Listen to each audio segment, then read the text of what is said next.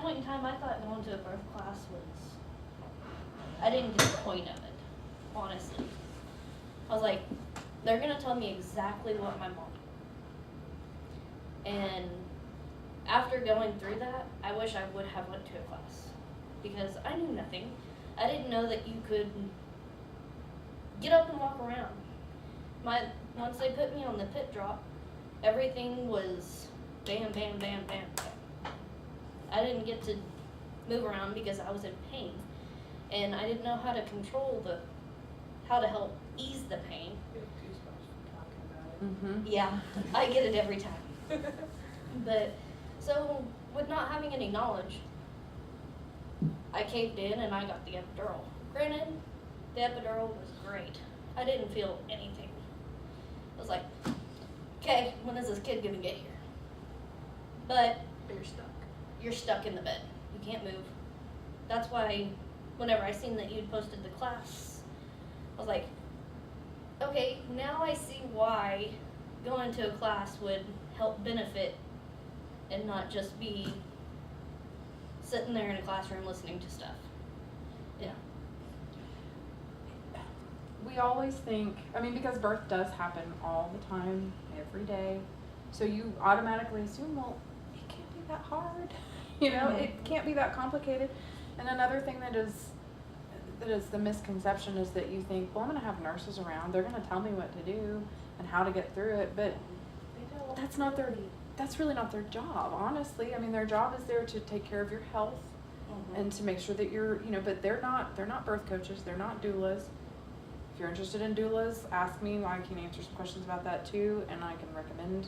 I just signed, I actually have my contract at home to sign for my doula. I just met with her. Is it Danielle? Yeah. Okay, so she and I have started talking. I'm kind of making connections. There's several of us out here that are going to try to make this a more birth-friendly area because I think it's not right now. Right. And she will be a great asset. You know, I've considered, taking on that role eventually too. But the scary thing about birth for you guys, for the spouses, is there has been so much put on you now you need to come in and be their sole support. You need to come in, and even though you literally know nothing about birth, you know nothing about even being pregnant because you can't. I mean, you don't have the physical knowledge of it, but we expect you to come in and take care of the whole thing and take care of us during it and get us through it. And that's a lot to put on people that don't really have any knowledge about birth, right? So, yes, so getting as much education as you can is going to really make you feel more empowered and more confident. And if you have a doula, that person is there, to show you what to do, to help you support her and to support her as well. And it makes a world of difference. Like I said before, who did we talk about being in births long ago? Sisters, moms. Yeah, huge support, right? People that knew what was coming and knew what to do. So, anyways, yes, I'm glad that you came, and I'm glad that I know what that feeling is like when you get the goosebumps when you start talking about how you wish it could have been and how I don't look back and regret that first birth that I went through because that's what got me here. If I hadn't gone through a C-section to begin with, I wouldn't have ever cared to learn anything else. Probably, I might have with him if I'd had epidural and all that kind of stuff and I'd had a baby and it'd been fine, and not that would have been a bad thing, but it never would have spurred me on to learn more and to want to do this for other people. Okay, so now we're going to do something fun. I'm excited about this one. Okay, let me get my bag. I figured we needed a little, get a couple of laughs going in here. Oh, and I'll tell you another thing that I learned in my birth class. Especially in the early stages of labor, do you know what a really great tool is that you guys can use? Laughter. Okay, I know that sounds crazy, but laughter actually opens up sphincters in your body. I love that word, sphincters. And you who have had children know what I'm talking about when you laugh so hard to pee a little bit. Well, there you go. That's because it relaxes things. Your cervix is a sphincter. So when you're in a mood to still laugh, which at some point it won't be funny anymore, the jokes won't get you very far. what I was gonna say. I was like, what if you're getting screamed at? Yeah, like you kind of gotta read the It's room not funny and anymore. know when to stop, right?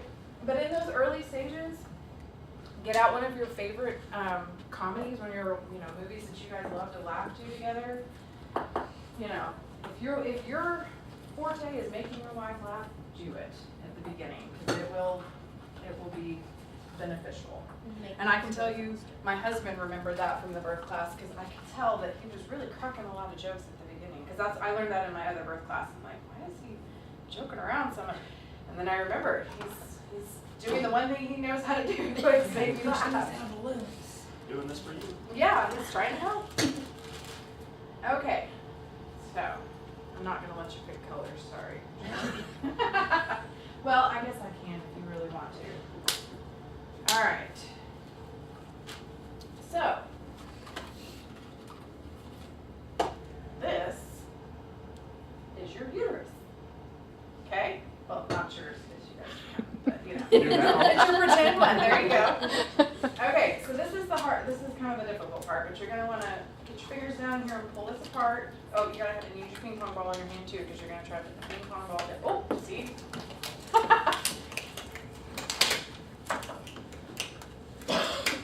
Yeah, I might be able to catch it. Thank you. Depending on how long this takes, this may take up the rest of our time. We'll see. No. Okay, so you get your. We're good at putting big things in tight spaces. There you go. You got this. And I remember when I watched the video on this, she said. I look over at you, you're like, Okay, everybody got theirs? Alright, so now you're gonna blow it up just about halfway. You don't need to, do the whole thing, but we're gonna blow up our balloon. Do not tie it.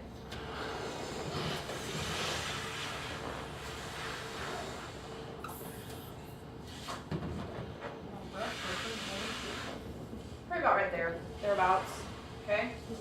Now this is the hard part, or not real hard, but, so hold on to that and let your ping pong ball get down to the bottom.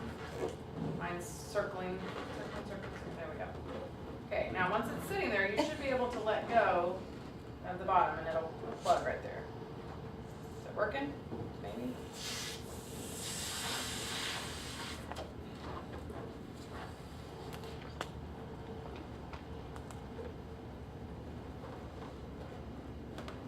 You have a very wobbly ping pong ball, you just want to sit still. There. Yay! Okay.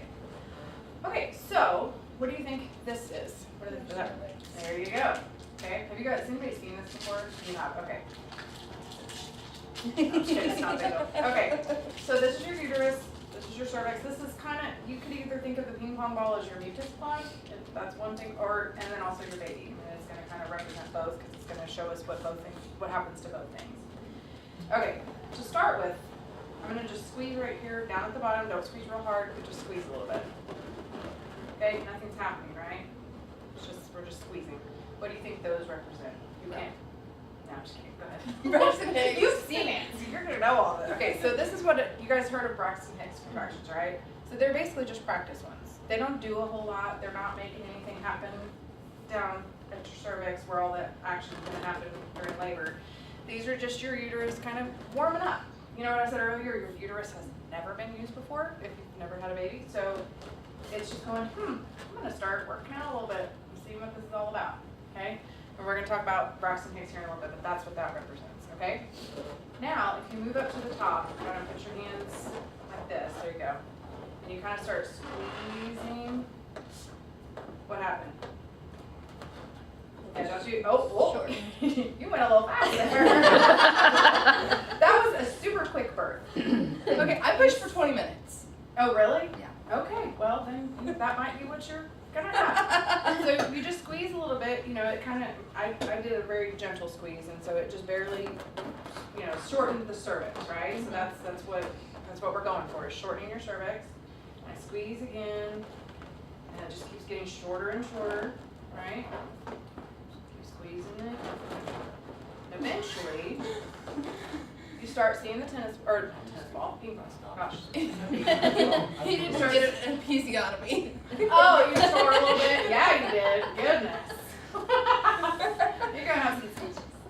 So So the more you start squeezing, the more you start seeing the ball. So this is dilation. Once your cervix is pulled back all the way and the ball starts to show, that's your dilating. That's your cervix spreading apart, okay? And I'm doing mine very slowly, so. Okay, so the more you squeeze, well, it's not. I may have too much Why here. did it come out? It's stuck. Yeah, that's not what you want to hear. Okay, You might need so, forceps or a vacuum. oh no. Well, Oh, there we go. Okay, my balloons have been defective apparently. But the tennis ball is supposed to pop out the bottom, ideally. I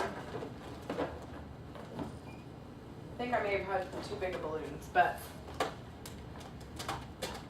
Ah! Okay, well, again, y'all are my guinea pigs. I'm gonna get different size balloons next time. Or, by the way, There you go. Okay, so we had one successful. Two. Okay, so you got the idea though. So the cervix shortens and then spreads out with the right kind of contractions, right? Okay. So is yours still stuck? Yes. Well, you can keep it. So okay, well that didn't work exactly as planned, but you got the idea. So It was fun. yes.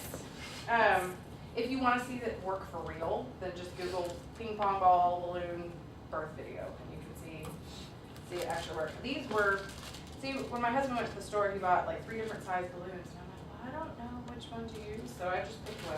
Apparently that's not the size 2, so that's too big. But that's okay. Okay, so this next section, now we've kind of seen a little bit about, how to take ping pong balls. Oh, you can keep. You can play with them, I'll let you, just don't let them distract you during class. Don't put it in your mouth.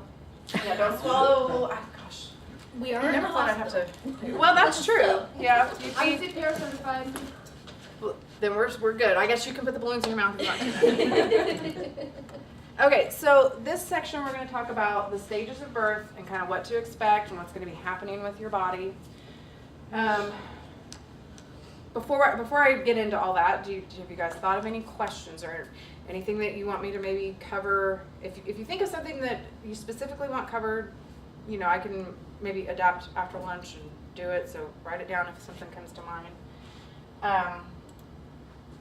Okay, so we talked about Braxton Hicks, the pretend contractions, if you will, or practiced ones. It can also be called false labor. They can start as early as the 2nd trimester, but often start in the 3rd trimester. Basically, your muscles of your uterus are just tightening for 30 to 60 seconds. They're not doing a full-on contraction because they're not trying to push baby out. It's just kind of a little practice tightening and loosening. I mean, I don't want to compare it to a Charlie horse, but because that's actually that's more painful than a Braxton Hicks. But it's the same idea. It's just kind of, you might feel your stomach harden. Has anybody had Braxton Hicks? Okay, so what did it feel like for you? Period cramps. Really? Okay. But also sort of labor, so. Okay. For me, it was more of like whenever you're doing a sit-up, how your stomach tightens. Yes. Is That's kind of what how it felt for me. Okay. So those weight loss belts or those belts that you can buy that like send electrical Mhm. pulses through it and make it do it on its own, which that'd be so great if that stuff actually worked. That's kind of what I think of, is like it's just tightening and loosening. Now yours sounds a little bit different. Did it come and go kind of like a contraction, or was it just Yeah, constant like- discomfort? I never really went through strong contractions that I noticed. Mm-hmm. I just felt like I was having really bad period cramps. Okay. But I also have a pretty high pain tolerance. Okay. So, there for a little while, I had, some up here that felt like my gallbladder attacks, kind of. Okay. And, which, my gallbladder went bad halfway through my pregnancy. Oh, fun. Yeah, so I had to go half of my pregnancy with horrible gallbladder attacks. Because you couldn't get it taken out at the time. Yep. So, they were just, uncomfortable. They Okay. weren't painful. I mean, constipation cramps, Okay. and, I would get in the bathtub and they'd go away. Okay, so that was my next question, is what did you do to ease them. But so you took a bath and they go away. What did you do? Mine would They go just away on go their away. own. Did you find that certain activities brought them on more, or over activity? If I was lifting, or if I was, like exercising more than just walking around the house or Mhm. just normal day-to-day stuff. So like overexertion, like maybe you cleaned your house, like you know, Yeah, when scouring. I was nesting, Yes, that was when I had more of the Braxton Hicks than any other time. so that makes Was sense. because I Yeah. was in the verge of having the entire house cleaned. Yeah, you're like top to bottom, you know, wall to wall, floor to ceiling, every speck of dust must Yeah. be gone. Yeah. Yep.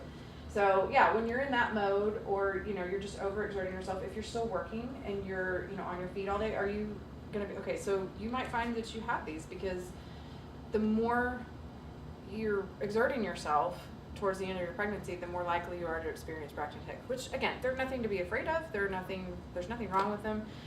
They're just kind of annoying and uncomfortable and can be a little bit.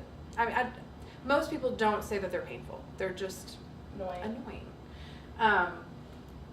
So they're gonna be irregular in intensity. So if you start feeling stuff and you're worried, just start timing them because there's not gonna be any regularity to these contractions whatsoever.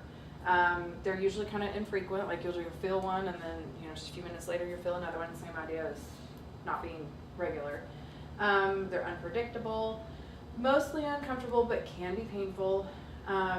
And they don't increase in their intensity. Okay, it should just stay about the same. You know, if they're getting worse, you know, then that might be a time when you call your doctor. And then they eventually will taper off and disappear. So apparently you need to take a bath. That's one way to help. If you're in the middle of cleaning and you're going crazy and then you just start feeling these and it's just really annoying and you need them to stop, then you stop. Just stop, sit down, lift your feet up, get your feet high, because probably chances are if you're working that hard, you're also swollen. You have swollen feet. So get yourself an ice cold drink or ask somebody to get you an ice cold drink, sit down, put your feet up and just relax and they should go away. But, you know, self-care is important now and when baby gets here. But, you know, in my opinion, Braxton Hicks are kind of like your body saying, hey, calm down, slow down, you know, just take a break. It might be going, whew, you know, we're getting a major workout here and you know, you're carrying around a whole new person in here, so you need to chill, you know? Like, yes, I know you want to get everything done before baby gets here, but let me tell you something. Getting all of those clothes washed and hung up is not that big a deal because you know why? They're not going to wear half that stuff for like, you know, a month. It's going to be a while before they start putting all of those outfits on. And honestly, right when baby gets home, chances are you're going to put them in a white onesie or a footy pajamas and they're going to live in those for a while. They're not wearing the cute outfits, okay? And if you're worried, Cute outfits that my daughter never wore. right? $30 outfits from Carter's that my sister-in-law went nuts on. Yeah. Never wore them once. Yeah, you're like, thanks for spending all that money, you know, maybe I'll resell them on, you know, for sale in Northwest Oklahoma and make some money, because that's about all they're going to be good Renters for. instead. Yeah. Like, let's hope you don't spit up on this when I put you in it and take a picture, because I'm going to try to sell this now. So, anyways, so yeah, so don't stress about, you know, you are going to have, well, most women have the nesting feeling, and that's fine. If you have it, you know, go ahead, do the work, but just don't overdo it. Allow yourself this time to sit down and relax, get the swelling off, and just chill. Especially since you don't have one yet, and you can have that luxury. Sometimes you are chasing around another one and you don't have that luxury, but absolutely just when you have the opportunity, sit down, kick your feet up.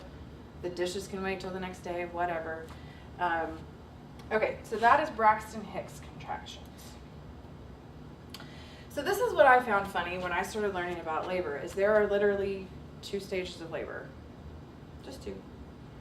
Unless you, well, yeah, just 2.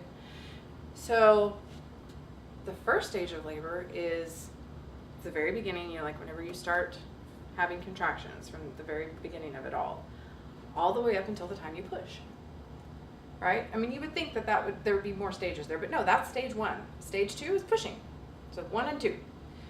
Now, stage 1 can be broken down into many different little categories, but literally that's it. You have labor and pushing, okay?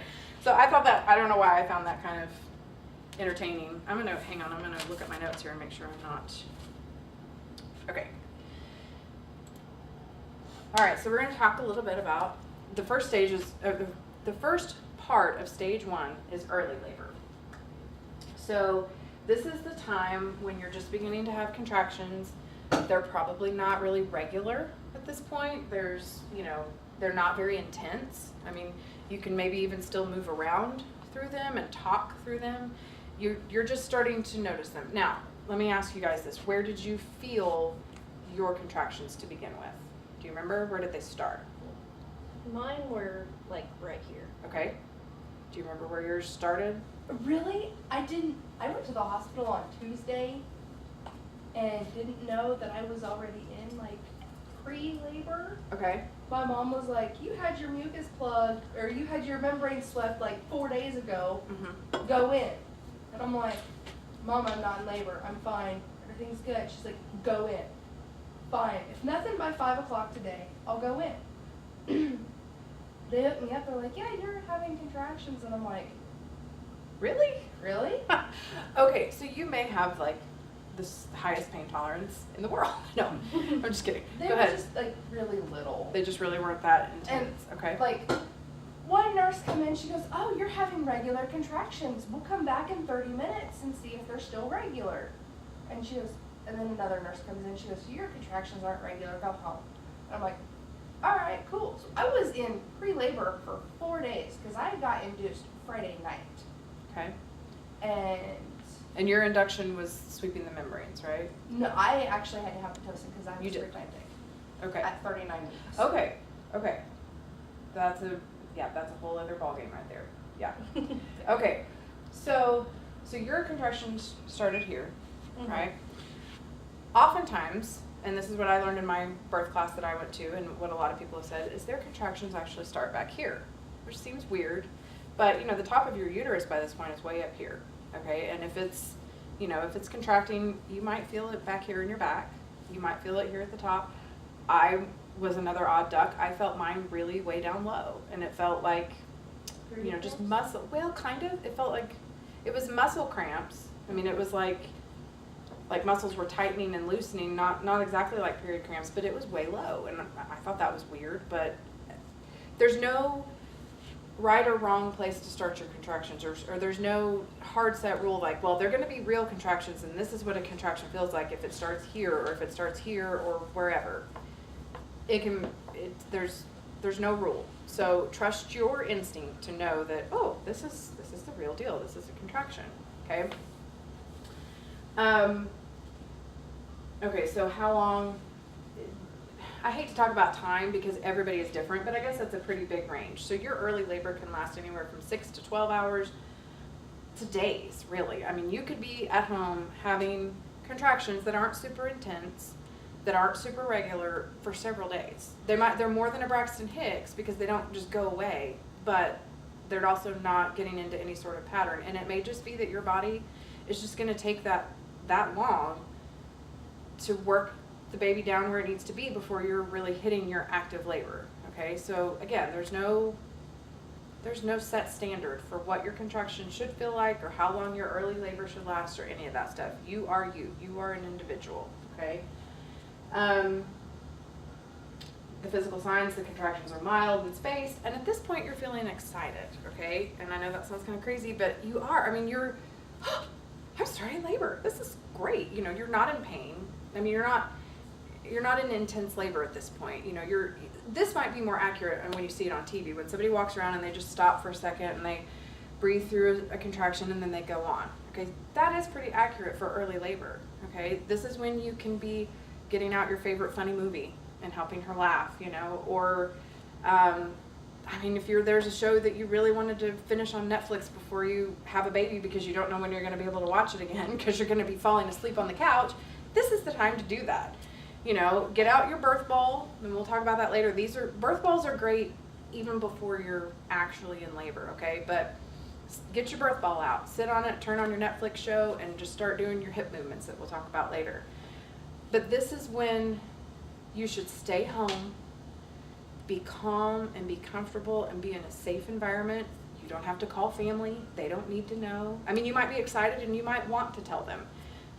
But this is when you don't have to tell them because you're not in the hospital and you're just at home enjoying this excitement of, hey, my baby's almost here, you know. So, let me look at my notes here. Okay, one thing to remember. Okay, so when you're at home, you can, I forgot to cover this. This is when you need to be sure you're eating and drinking. Depending on what happens when you get into the hospital and what the hospital policies are, you know, you see on shows where they can only eat ice chips. But that's only because they don't want women vomiting, okay? And the only reason that you're going to possibly do that, or the more likely reason for that, is if you are taking different drugs and doing different things. So ideally, if you are able to not have any drugs in your system, you should still be able to eat and drink at the hospital, okay? But let me tell you this, at some point in your labor, you're not even going to feel like doing that, okay? You are going to be too busy dealing with what you're dealing with.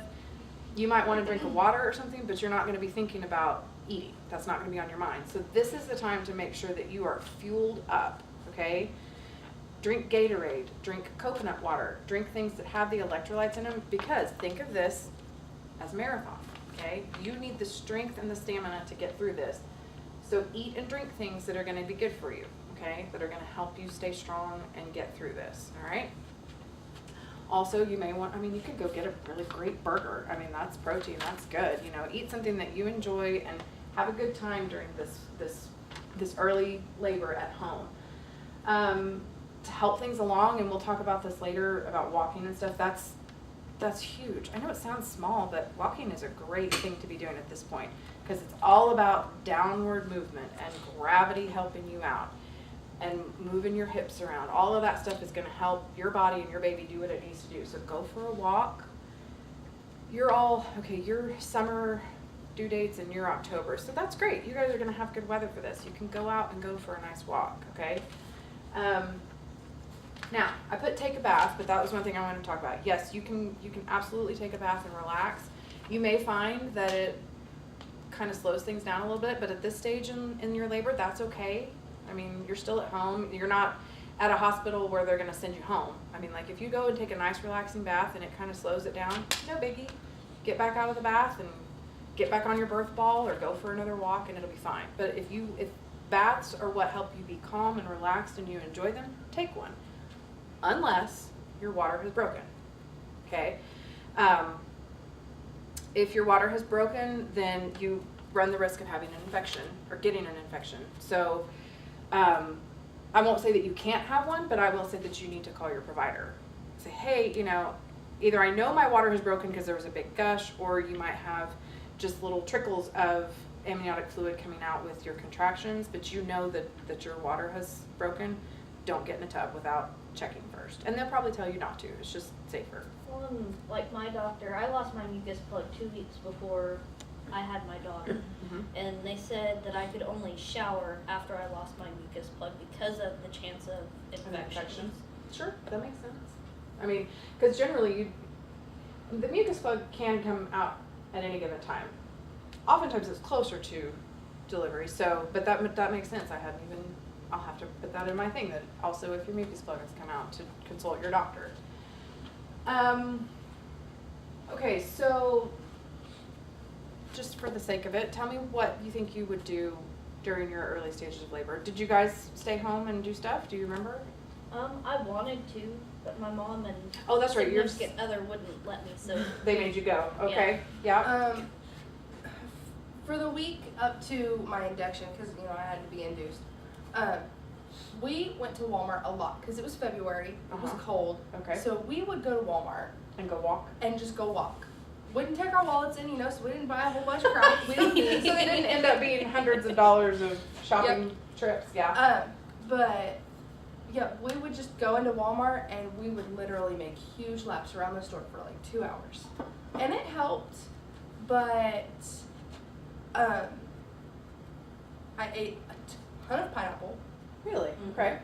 I ate spicy stuff all through my pregnancy, so spicy didn't do anything. Because my kid is a year old and can eat a jalapeno. Like, So basically, you just built up a tolerance for her. yeah, Good that's job. all, that's all I did was build up a tolerance.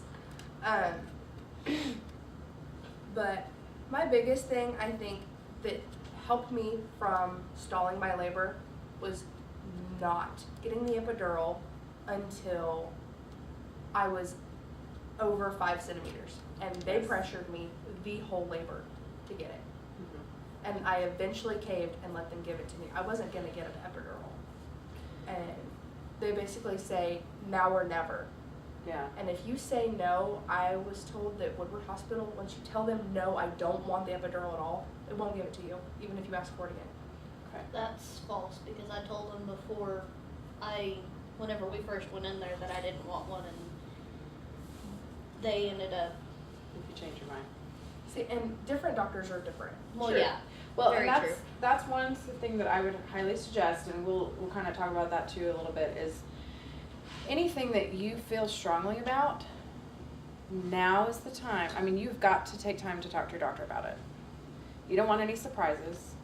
And you can, and if, you know, if it's not even just your doctor, if it's just hospital policy, go talk to someone, go ask the questions, write down your questions and go in and ask them. I mean, they're there to serve you. They're there to take care of you. And you are a paying customer, right? You are coming in there for their services and you have a right to ask these questions. So if you want to know, okay, what is your policy on epidurals? You know, what is the cutoff point that I can and cannot have one anymore if I think I might want one? Have those numbers and those things nailed down so that there's no surprises, okay? And I will say, you know, we'll talk about this here in a little bit, but once you get Pitocin, it's really hard not to get that epidural because the Pitocin's not your natural oxytocin. It's not what your body's used to, and it's making those contractions a lot harder, stronger, oftentimes closer together. And, you know, we are designed to be able to handle birth, but the birth that our body kickstarts, not birth that a chemical kickstarts. Right. So it is harder. And so if something happens, and we'll go into those things here in a little bit, preeclampsia, stuff like that, high blood pressure, if you find that you're in a situation where you do need Pitocin, be prepared that you're probably going to need the epidural too. And that's okay. But no, I mean, if you can sit down with your doctor and you have appointments with them, write down these questions and say, okay, I need to know the answers to these. I don't want any surprises. What is, you know, at what point can I not get an epidural? What's the measurement? What's my dilation point? You know, if I say I don't want one and I'm adamant about it, but then I change my mind, are you going to give it to me? You know, like ask those questions. They're valid questions. They're things you need to know. And again, the more knowledge you have about what to expect, the more calm you're going to be because you know this is what they told me and this is what should happen. Okay? So, again, during your early labor, you know, and this is the time too that, you know, like say you go into labor in the early evening, okay, and you want your mom to be a part of this, but maybe you don't necessarily want her in the actual delivery room. Say, hey, I'd love to have you there during early labor and at home with me and helping me finish up some last minute stuff at the house. Perfect opportunity to have mom come over, play some, you know, board games, card games, video games, if you like video games, whatever. This is a good time to have them there to be your support. And then, you know, and if you've spoken about it in advance, then they wait and you go into the hospital and have your active labor and have your private time, and then they come when baby gets here. But that way, whoever that person may be, they get to be a part of it. As long as they can stay calm, as long as they don't stress you out, they can come over, okay? Now, guys, I don't know about you. I know with my husband and many other guys that I've talked to, you may not say it out loud, but there is a certain amount of fear going on when all of this is going to happen, especially if it's your first time, because you're just nervous. So a lot of guys have a tendency to be like, oh, she's in labor. Get in the car. We're going to the hospital. We're going to go there because then I don't have to be afraid anymore because we're there, right? I know that's a typical reaction for some guys. Hopefully, you know, you can suppress that and calm yourself and say, no, she's fine. she knows her body. She's not in active labor. We're just doing early stuff here. And we can stay home, and the more time we're home, the more comfortable we are, the less interference is going on, and we're fine. So we can stay home, okay? Now, I do realize that for a lot of you there is a somewhat of a driving distance when it comes to home and the hospital that you have to take into consideration. That's between you and your doctors. They're going to tell you what your contractions should be, you know, the length of them, the time in between, and how long they've been at that level. Okay, we'll get into that here in a minute. But those magic numbers come from your provider because they know how far away you live and they know when they want you to come in. But I want you to just, up until that point, stay calm and stay home, and you're fine. Okay, even if your water breaks, which honestly, that's another thing. How many times in a movie does the water break, right? You know, every time. That is not a typical thing to happen. Typically, the water breaks at the hospital when you're much further into active labor, sometimes even right before you're about to push. Some people's water doesn't even break. Have you ever seen that? Where the baby comes out still in the amniotic sac? So cool. Weird, but cool. So, even if your water breaks, if you're still not having, you know, consistent contractions, yes, you want to call your provider and tell them, keep them informed of what's going on with you, but it doesn't automatically mean rush her in the car and rush to the hospital, okay?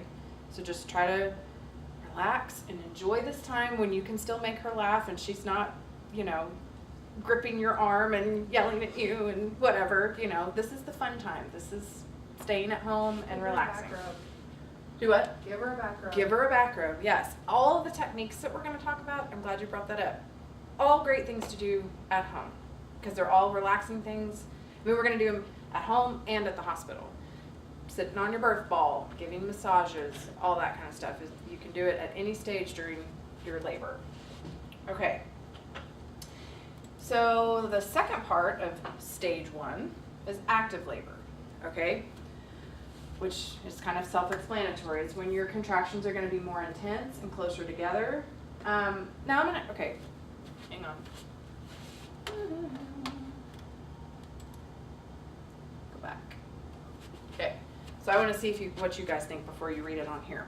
So if I were to ask you to time a contraction, how would you time it? And if you already know the answer to this, how would you time it? Right? From the beginning to the beginning of the next one? Exactly. Now, would anybody else have automatically thought that? Like, I'll just tell you what I thought. When we were timing our contractions, we'd start the clock whenever a contraction started, and we'd stop it when it ended, and then we would time the time in between, and then we would start with the next one, right? So, do you get what I'm saying? So it's like we have a contraction, and it was this long, and it was this much in between, and then the next contraction. That's not how you do it. But am I the only one that thinks that would be normal, right? Okay. Well, that's how I thought at the very beginning until I went to the hospital. Whenever they informed me then that is how you're supposed to do time it. them. And I honestly, so I didn't know it when I was in labor. I didn't know it when I got to the hospital. I think I found it out when I started studying for this. It's not intuitive like that. It's not just, this is how long the contraction is, this is how many minutes in between. It's, you start timing at the beginning of your contraction. And yes, you note when it stops because you want to know how long the actual contraction was. But when you're deciding what the time between contractions is, it's from the beginning of a contraction to the beginning of the next contraction. Okay, I know that sounds kind of confusing, but you know what's great for you guys? Get an app. Just get an app on your phone about timing contractions, and then you don't even have to think about it. Learn how to use the app. Well, that's a good point. Yes. I have Practice. that problem. Because I learned how after I downloaded the app and was timing contractions, it was timing them completely wrong. And then I was like, oh, well, delete all of that data because that was not right. Yeah. Okay, so I did that because I wanted to. Okay, so contractions are timed from beginning of contraction to beginning of contraction. I'll show you what's the word I'm looking for? A picture here in a second that'll kind of show you. So the length of active labor, on average, 3 to 5 hours. can be longer. Again, when you hear about a labor that has been so long, oftentimes it's because they didn't stay home during the first part of it and they went in too early. And so, yeah, then their labor seemed like it lasted forever. Because in your early stages of labor, when you can handle it all and you can be at home and you don't need to be at the hospital, yeah, that can last 8 to 10 hours at home. You might wake up and go all day long and have all these contractions, but it still doesn't get you anywhere, and you don't go into the hospital till the next morning. But if you went into the hospital at the beginning of all that, well then yeah, your labor took forever, right? That's generally when you hear those long labors, that's what happened. They went in so early, okay? If you wait until your actual active labor to go into the hospital, ideally you are so far along at that point and your body is so far into the process that it won't take that long. You are in the active stages of labor. So you get there and they're like, oh yeah, she's really in labor. Get her in a room. There's no sitting around waiting, seeing how your contractions are, all that kind of stuff. Or there's less of that, I should say. But if you are quite obviously in active labor, then they're going to get you into your room quicker, and you are going to be able to be, in the dark room that we're going to talk about that. If you want the room dark, if you want it quiet, you're not in what they consider like a triage room where you're surrounded by other patients and lights and beeping and all this other stuff. So if you can get to the hospital around active labor and get into your room and get back into your little cocoon of just you two and doing your thing and doing your comfort measures, your active labor ideally should be shorter. If you're feeling comfortable and you're feeling safe and everything's going the way it should and your body is doing what it needs to do, it's going to be shorter. So 3 to 5 hours. This is when you need all these comfort measures we're going to talk about. This is when it's pretty intense. This is when you're going, whew, okay, yeah, this is hard work. I mean, the early time was when you can laugh and walk and be okay. This is when it's not okay to joke anymore. This is when your hand gets ripped off. Right? Yeah, this is when you're gonna, maybe have some baseball Leather pads. gloves. Yeah, leather gloves, something. Have the nails dig in. Yeah, this is when, and we'll get to this in a little bit, but there is a list in your folder of our comfort techniques that we're going to go over. This is when you get your cheat sheet out. I mean, you may have already been using it, but this is when you're like, okay, we're going to try this. All right, that did or didn't work. We're going to try this. This is when you're going to use your techniques, okay? Obviously, stronger contractions, closer together. This is possibly, now, the bloody show is the mucus plug, and it may have already happened before you get there, or it may happen during this time. I remember when that happened for me, I mean, I hadn't really talked to my husband about any of this, and I hadn't really thought about what the bloody show would be like because my first one was a C-section. It was kind of unnerving because you're like, all of a sudden, there's, this gooey, bloody stuff coming out of you, and you're like, is that normal? I don't know. Luckily, I had a very calm nurse that walked in and just kind of wiped everything for me and was like, yeah, you're fine. It's just your mucus plug. I was like, okay. So this is when this might happen. Don't panic. This is part of normal birth.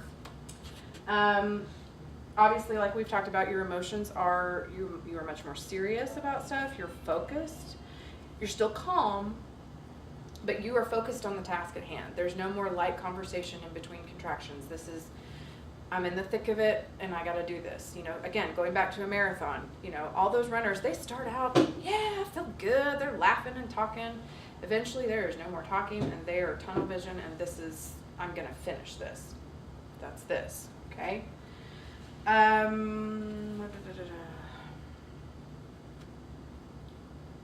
Okay, well, I already covered all my notes. Great.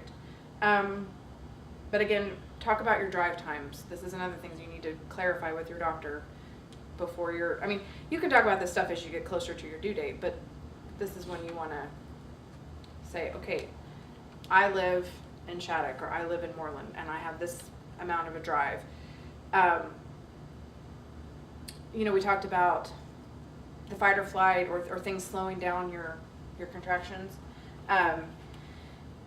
If you're moving along and everything's going okay at home, and then you go get in a car and all of a sudden, you don't have as much freedom of movement to squat or to bend over or do whatever it takes that was getting you through your contraction. Well, if you're sitting in a car for that 30 or 40 minutes or whatever, it might make you feel uncomfortable and it might make things harder. I'm not saying it's gonna stall your labor or that it's gonna, you know, have a drastic effect on it, but it could. So just keep that in mind. But I'm giving, you know, we're talking about all the tools, and so once you get out of that car and you get in your room that you wanna be, you know, that you feel safe in, just, you should be fine. But just keep that in mind, that yes, I know you're gonna have to drive for a little bit. You know, have your comforting music in there, make sure the temperature's good in the car, you know, just try to be as comfortable as you can while you're getting there, okay? Okay, this is the final stage, or the final, oh, nope, I forgot about this part. We're gonna talk, this is the contraction thing I was gonna show you.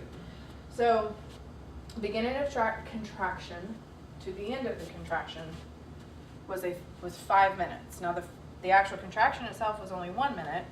There were 4 minutes in between, technically, but the correct way to time it is that these contractions are 5 minutes apart, okay? So, again, to me, that's not necessarily intuitive, but that's how they time them, okay? So, when you get, you know, you guys have, like I said, have it easy. Just get an app and test it out. Make sure you know how to use it. But, I mean, you want to know how long the contraction is. So, ideally, this app, whatever app you get, will have you do a start time and a stop time, but it will be calculating this full amount of time to tell you, you know, how long in between. Because the main things you want to know is how long the contraction is, how long in between, and how long have they been at that point, at that stage, okay? Because that's going to tell you how consistent you're being. I mean, if it's still fluctuating and not staying at a pretty consistent time period, well, then you're not ready. You know, your body's not on track yet. So nail down that time with your doctor about, you know, how long your contractions should be before you come in. Okay. Transition. For me, this was the point in my labor where I thought to myself, for the first time in the labor itself, I can't do this anymore. I am done. This is not happening, okay? I remember distinctly being in the middle of a very intense contraction. The room was dark. I was hot as all get out. I mean, they had fans on me, and I mean, it was whatever. So I remember in the middle of a contraction, I'm still trying to do my breathing because that's what got me through. But in the back of my mind, I thought, and I knew Jason was right here, that's my husband. When this contraction is done, I'm telling him I want that epidural. I'm done. I cannot keep doing this over and over and over, okay? I'm done. So my contraction ends. I had a midwife as my provider at OU, and she was there at this point. This was like 2 o'clock in the morning, maybe 1:30, 2 o'clock in the morning. She had shown up. And to be honest with you, I was pretty oblivious to the nurse and the midwife at this point. Like, if they're in the room, great, okay. But next thing I know, she checks me and she's like, hey, you're ready to push. I'm like, what? So obviously, there's no getting an epidural at that point. I mean, it's kind of a moot point. We're past that. It's not going to happen. But my point in telling you that is that hopefully and ideally, and what I think will happen for you is that when you get to that point that you think you can't do anymore, you don't have that much more to do. Okay? You have got through the hardest part of it. You're at the end. You're in that final sprinting part where you can see the finish line. It is not that much further. And you can do it. Now, just a little tidbit here, and this may be in my slides later, but this is actually when adrenaline is an okay thing to happen. Okay, because it's not going to slow anything down, but you might, it is a hormone that can kick in right there at the end that pushes you to finish. So, but otherwise, avoid adrenaline. But at the end, it's okay. It can be that thing that pushes you to the final point, and you're there. And I mean, when you hear that, when you're like, hey, I'm ready to, you know, they tell you you're ready to push, that means that baby is almost there. You are just, you know, a short time away from that baby being on your chest, and then you will do whatever it takes because you are there. Okay, so hopefully, when you hit transition and you think you can't do anymore, you're about to not have to. You are about to be done with it. And that's the great thing about labor too that I forgot to mention about pain. When it's done, it's done. Okay, I mean, if you've experienced surgery or if you've experienced even a workout, like when you finish a workout, it still hurts. I mean, you might be done with the stitch in your side, but you still have the sore muscles and stuff like that. When the delivery is done, it's done. You don't have any more. I mean, yes, your placenta comes out and you have contractions. I didn't even feel those contractions. I didn't even know the placenta was coming out. I don't remember it. Yeah, you are, you know why? Because you are flooded with oxytocin. You have this baby right here. You have no idea what else is going on at that point. We'll talk about that a little bit too. But when it's done, it's done. That's my point. Is you know, I mean, if you're at that point where you just think I can't do this anymore, just know that once that baby's out, you're done, and you're not going to feel any more contractions. You're not going to have to keep doing that. Okay. Okay, but during that time, definitely no joking now, because she's not even going to be able to talk. I mean, we're one-word sentences: hot, drink, whatever. I mean, you're not going to be get off, stop, or come here. You know, I mean, it's very intense, and you're not going to be able to have small talk. I describe it as tunnel vision. That's kind of what I felt like. You know, when I'm in that moment, is, you know, you're not really focusing on anything, and yet you're seeing and hearing everything. It's weird. I remember, I know I'm telling you all my experiences, you know, because I said don't listen to birth stories, but I'm going to tell you mine. You're a captive audience, so you have to listen. I remember, you know, I had the belt on that was the intermittent monitor, and so I could hear her heartbeat the whole time. Well, right there towards the end, one of the nurses decided, well, we're going to turn this down and have it be quiet in here. All of a sudden, I didn't hear her heartbeat anymore, and I start freaking out. So it's crazy what you are hearing. You don't think you're hearing it. You don't know what's registering, but I don't know. That I found that interesting. That of all the things, I'm like, hey, I don't hear her heartbeat. Turn that back up. You know. So, anyways, you're kind of in your own little world. Guys, don't be offended at anything she says, really at any time during labor, but especially during this point, because she's not in her right mind. Okay? When I yelled at Justin, told him don't touch me. Yeah, exactly. I mean, this is intense, guys. This is at the moment where you're just doing what you got to do to make it happen, okay? Okay, you're very focused. You can be frustrated. You still need the support and encouragement. I mean, she may tell you to get away, but still from a distance, I'm proud of you. You're doing so good. Just stay away. You know, maybe just stay back and tell her, but still be supportive. If at that point she says, shut up, well, then, you know, just shut up and just do whatever she says, okay? You said you pushed for 20 minutes? Okay, so 30 minutes to 2 hours. Hopefully it's not 2 hours. I mean, but the pushing time it should be very short, because baby is all the way down there and ready to come out. No, 5 minutes. Oh, okay. Woo. Yeah, that's much better. 5 minutes versus 5 hours. Now, this is something that I did not know, and I think it's important for you to know, because chills, shaking, nausea, and vomiting, you'd be surprised at those particular physical signs, how often they crop up in pregnancy, labor, delivery, milk coming in, that nobody ever talks about. And it may be because somebody just kind of forgot that it happened to them, so they don't talk about it. For me, that happened when my milk came in with my first one. I thought I had the flu, or that my baby was making me nauseous. It was weird. Like, I didn't know what was happening. After I started having the vomiting and all this kind of stuff and thought, oh my gosh, I got the flu, great. Then I had a lactation consultant say, oh, well, your milk came in. Oh, that's probably why you had those symptoms. That can be one of the things that happens. And you're like, okay, glad somebody told me. A lot of women will experience these things right after birth, and basically what it is it's a huge influx in your hormones. And that massive amount of hormone change, whether that be that you're about to push a baby out, or the baby is already out, and I read this the other day about the shaking. Lots of women experience shaking, and a lot of times they attribute it to a cold room, or the anesthesia, or the epidural that they've had. It's just their hormones going bonkers, because, you know, you've been pregnant and now you're not pregnant, and so your hormones are doing this flip-flop roller coaster thing, okay? So, and then that was why it happened to me when milk came in, because again, my hormones were being weird. So you may experience chills, shaking, nausea, and vomiting. Just so you know, they're totally normal. It's part of it. Don't be scared. Husbands, move out of the way if she's throwing up, or get a bucket. Emotions, obviously we talked about, you might be frustrated, more dependent on other people, tunnel vision. And again, you may feel like you can't do it anymore. So, I'm telling you all these things so that you're prepared and you know what to expect. And you know, like when you start feeling these things, then since we've talked about it, you can go, oh, I bet I'm almost at the end. Cool, you know.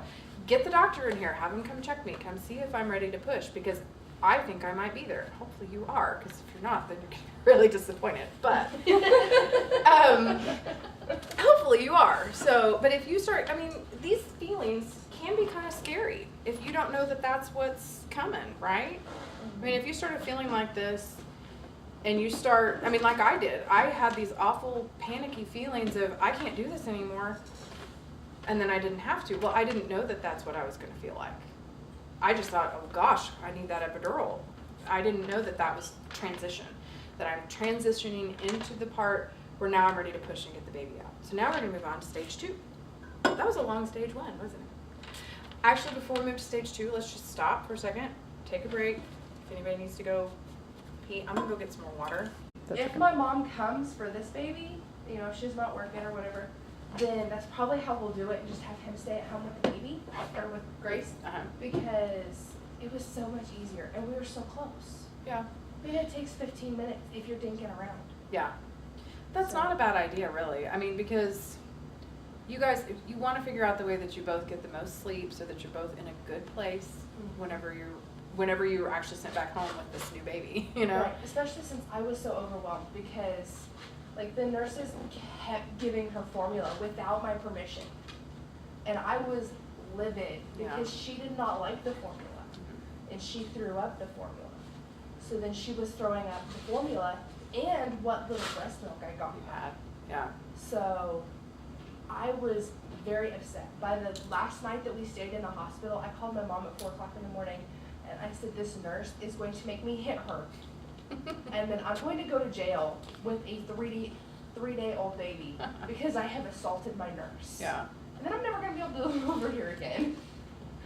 Yeah, that could be a bad turn of events. Well, that would be another one of those things. We're going to talk about birth plans in a little bit. Now, you know, birth plans are almost as much for you as anything, just for you to nail down what you do or don't want. More, and I would think of it more as what you do want. You know, I mean, yeah, you can put the things that you prefer not to happen, but really focus on how you want this to go and what things you want to happen, and think of it more in like a positive way. But yes, so include things like that on your birth plan, and hopefully, you know, if you cover it with your provider and the nursing staff, and you have advocates there with you, you know, helping you stick with what you came up with, because that is frustrating when you feel like. That's what we're talking about with the family-centered maternity care. It's your baby. You know what you want and what's best within, you know, healthy, safe guidelines. You should be able to make those decisions because you are the parents, right? Right. So Okay. Don't let them pressure you into stuff. You have natural instincts. Yes, exactly. And I'm glad you brought that up. I won't jump ahead, but there is something that we talk about where you use your intuition. Before we move on, does anybody have you come up with any questions or anything you want to talk about before I keep going on into, because we're going on to pushing. Yay, the fun part, you know, because baby's almost here. Okay. So obviously this means, and I didn't really talk about dilation on all those other stages, and I'm going to tell you why I did not talk about dilation. Because hospitals and doctors and things like that have had this tendency to, well, they've come up with a cookie cutter thing of you should progress at 1 centimeter per hour. That's just their magic timeline that they think is what you should follow. And what did we say before? We're all individuals. We're all different.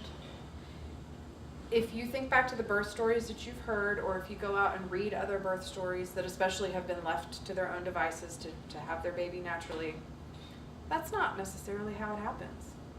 It's not a, 1 centimeter per hour thing. It's just not.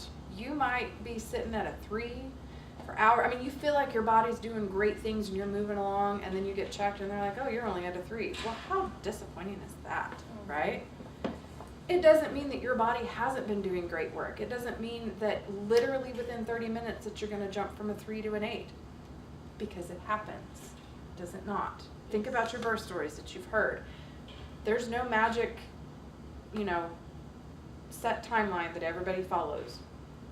Your body is going to dilate at its own pace, okay? So that's why I'm not going to talk, I didn't really mention dilation in these other stages, because you might not be at that dilation, but you're in that stage. And you might be further along in that stage than the doctors and the nurses even think that you are, because they're checking you. But don't let that get you down. And you don't have to let them check you, okay? I did not know that until this week. Yeah, I didn't know that until just now. So, I mean, yes, ideally you kind of want to know how things are going, and so it's not like something that you just want to absolutely refuse, but I think they're checking happy. Every person that comes in the room wants to check you. But if you just got checked, leave me alone. How does that affect your mental state to have somebody say, okay, spread your legs and I'm going to shove my fingers up in here and check you? That's And not it really hurts. calming, right? Yeah, and it can be painful. So if you don't want to be checked, if you don't want to know where you're at right at that moment, say, hey, check my chart. Somebody just checked me. I'm fine. Leave me alone, ideally they're using gloves and all that kind of stuff, but it can also increase the chances of infection the more you get checked. Just common sense, right? So when it comes to your dilation and things like that, so let's just say that they do check you, and like I said before, you feel like your body has been doing great work and you are moving along, and then they come back and say that you're at the same thing you were 2 hours ago, whatever that number may be. You may be stuck at not stuck, please don't think stuck, but you may still be at a 5. Don't let that affect your calm and your mental state, okay? Remind yourself, that number doesn't matter. Just because I've been at a 5 for 2 hours doesn't mean that I'm not going to be at a 10 in 30 minutes. You have no idea what your body is going to do and what it's been doing. And I mean, unfortunately, my little balloon thing didn't work very well, but the thing that you would see is that it might be moving along very slowly, and then all of a sudden, you're at a 10. It's just not, just remember, it's just not a magic number, okay? Doctors, I think, they do rely on that a lot, but just try to put that out of your mind, okay? But at this point, your dilation does matter, because if you're ready to push, that means you're at a 10. That means that you are opened enough for that baby to come out. You are ready to push. The length of pushing is, okay, so I guess we were a little bit off on when we were talking earlier. The transition phase is not exactly the same as pushing. The pushing is a different phase. Hopefully it goes quickly, but it can be 20 minutes to 3 hours. You're still getting breaks. It's not a constant contraction. It's not constant pushing. It's still broken up with like no longer than a 90-second contraction. Anywhere from 30 to 90 seconds is still what you're experiencing. You're going to, if you still have feeling, if you have not gotten an epidural, you're going to feel the urge to push, okay? This is another thing that you might want to talk with your doctor about, is if they allow you to do patient-led pushing. Instead of having someone coaching you on when to push and to bear down, as long as you're feeling the urge to do it and you are doing it and you are pushing when your body tells you to, if you're more comfortable with you doing it and you pushing instead of having someone, yell push at you, talk to them about that. Okay, your body knows when it's ready to start pushing down and bearing down. Okay, that can help on cutting down on tearing and things like that, because you're not pushing so hard when your body's not ready. So talk to your doctor about patient-led pushing. See what they think about it. Get their feedback on that. Once your baby is delivered, then your placenta is delivered, and this is what we were talking about earlier. You're probably not even going to notice that the placenta has been delivered, because all you care about is this precious little baby that's right here on your chest. You don't notice anything else that's going on below that baby then at this point, for the most part. At least I didn't, and I think that's most people's experience, because you are so madly in love and have full of oxytocin, and you're focused on what's going on and what you just did, maybe your husband's next to you crying, you know, you're having one of those, you know, moments, okay? The placenta's gonna come out. They're going to check you for any tears that you may have, and they're gonna do the repairs that they need to do. I mean, maybe I'm giving you too much information, but oh well. I know I had to have a stitch or two. I think I felt just a little bit of a pinch with the needle, but otherwise I didn't feel a thing. They don't numb you. I mean, and if you didn't get an epidural, there's no deadening there. There's nothing that's, you know, numbed you, but you don't feel anything. That's what's so amazing about oxytocin and endorphins. It literally you can just be so wrapped up in this literal bundle of joy right here. You don't feel anything else, and you don't care about what else is going on. So as long as everything went smoothly and you're healthy and everything is normal and there's no excess bleeding or anything like that, then you just lay there and let them do what they need to do, and you just hold your baby. And there's no reason, we're gonna talk about this too, if your baby is healthy and everything is fine, there's no reason that baby cannot stay right there on your chest. This is another thing to talk to your providers about. Woodward is great about skin to skin, so I'm not worried about it really with them. But all of those little tests, and you know, even the pricks that they do on their ankle or their heels to get the blood, you know, for blood sugars and all those little things that they need to do, the weighing and all that kind of stuff. Whatever can wait, but most of that stuff can be done while they're laying here on your chest. No, they can't weigh them, but you know what? Their weight's not going to change in an hour. So let them lay there. You can find out their weight in a little while, no big deal. But, you know, they can check their vitals. They can do all those little things that they do to newborns while he or she is right here. There's no reason for them to take them off to a warmer. Unless there's something going on, then yeah, please go take care of my baby. But otherwise, ask to have him or her right here. Okay. Let me see what is next and make sure I haven't missed anything. Okay, so when I was talking about the pushing, so you guys know about episiotomies, right? We prefer not to have them. That's something you'll want to talk to your doctor about. Like if they try to avoid them as much as possible, you want to make sure that's not a common practice with them. The thing about an episiotomy, so think about when you're trying to rip something. What's the best way to get it started? A little snip, and then it rips easier, right?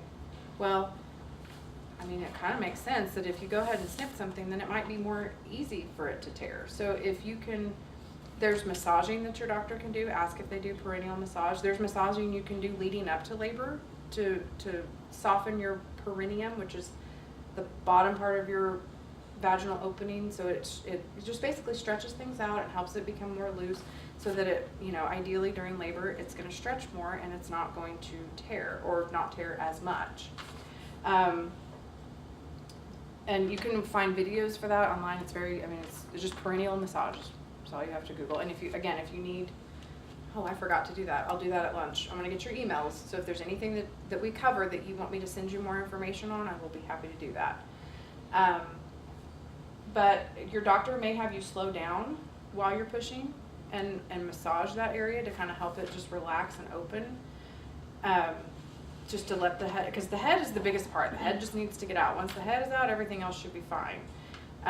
But the doctor, if you're in the middle of pushing and the doctor's like, okay, slow down, you know, you might be freaking out, like why? That's probably why. They just are trying to prevent tearing if possible, and they may just need to massage your opening to help it stretch some more, okay?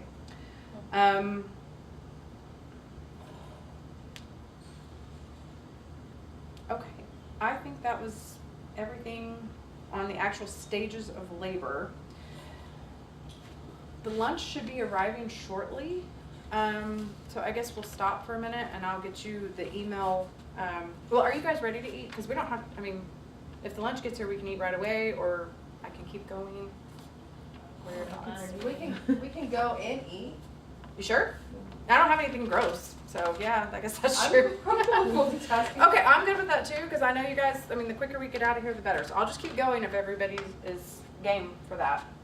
Now, obviously, when we get to the floor stuff, we'll have to make sure everybody's done eating, so we're not, choking on our food or whatever. Okay. So let's talk about birth plans. Did you guys have birth plans? I did not the first time. I've already started on mine. You have? For Oh, this good. pregnancy. Okay. Have you looked into birth plans at all or talked about them with anybody? Okay. I did not print one out to bring one. The thing is if you go out and look online at birth plans, you're gonna find, a million different ways you can do it. It can be list form, it can be paragraph form, it can be a checklist. There's all kinds of different things out there. So Google it and see if you find one that you like. Honestly, I would use those maybe as a guideline to make sure that you cover all the topics you want to cover, but sometimes it's just as easy to just type up your own or write it out, depending on your penmanship. If you can read your penmanship, just write it out or type it up. But making your own just makes it your own, okay? I mean, then you've covered everything that you want to cover, and it doesn't have to be some other person's checklist, because there may be stuff on those other ones that don't pertain to you at all and you don't care about, and it's just, it's just peripheral. It's not important. So I would recommend writing your own, but you can use those as a checklist. And I can send you this if you would like. I can send you this list. But these are just a few of the things that you might want to include. Now, if you talk to your doctor about these things beforehand and you already know that it's not going to be a problem, you don't necessarily have to put it on your birth plan. But if you want to have the option of continuing to eat and drink while you're in the hospital, you might put that down. Because I think they're getting away from that now, but some hospitals before were very much ice chips only, And if you have if your